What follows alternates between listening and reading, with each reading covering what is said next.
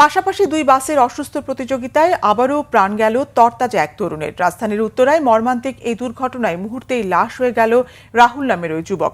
দীর্ঘদিন ধরে চলা সড়কের এই নৈরাজ্য যেন থামছে না।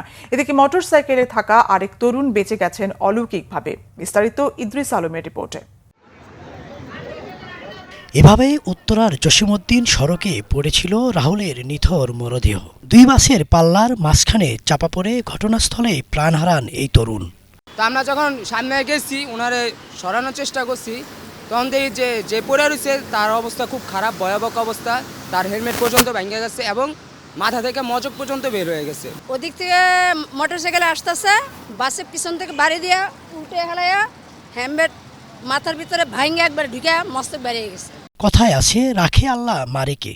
ঠিক তেমনি এ যাত্রায় রাহুল ঘটনাস্থলে মারা গেলেও প্রাণে বেঁচে যান মোটরসাইকেলের পেছনে বসে থাকা বন্ধু জালাল। কিভাবে এই দুর্ঘটনার কবলে পড়লেন আর তিনিই বা বেঁচে ফিরলেন কিভাবে? যে বাসটা মেরে দিছে মানে উপর থেকে ওর মাথার উপর দিয়ে গেছে, ব্রেক ধরতো তাহলে হয়তো আমার বন্ধুরা আজকে থাকতো পয়সা।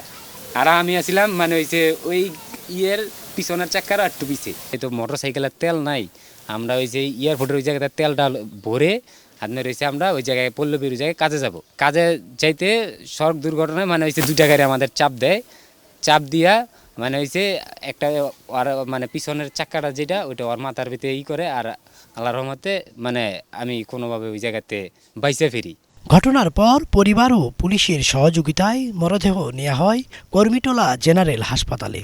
সেখানে কথা হয় অন্য বাসে থাকা প্রত্যক্ষদর্শী এক নারীর সাথে। বিনিময় গাড়িতে আসতেছিলাম, তখন দেখি যে উনি রাস্তার মাঝখানে শুয়ে আছে, ব্লাড পড়তেছে, মাথায় হেলমেট আছে। আমরা তো গাড়িতে নামতে তো আর পারবো না, কিন্তু অনেক মানুষ দেখতেছে কিন্তু কেউ আগাইতেছে না। এদিকে ছোট ভাইয়ের এমন হঠাৎ মৃত্যুর খবরে শোকে পাথর বড় ভাই। আমি কিছু জানি না, আমার এক ফ্রেন্ড এসে বলছে, আমি দোকানে ছিলাম তো বলছে যে তোর ভাই অ্যাক্সিডেন্ট হয়েছে জসিমউদ্দিনের পাশে। পরে আমি আইসা দেখি যে উনি আর নাই। ইদ্রিস আলম, বাংলা ভিশন, ঢাকা।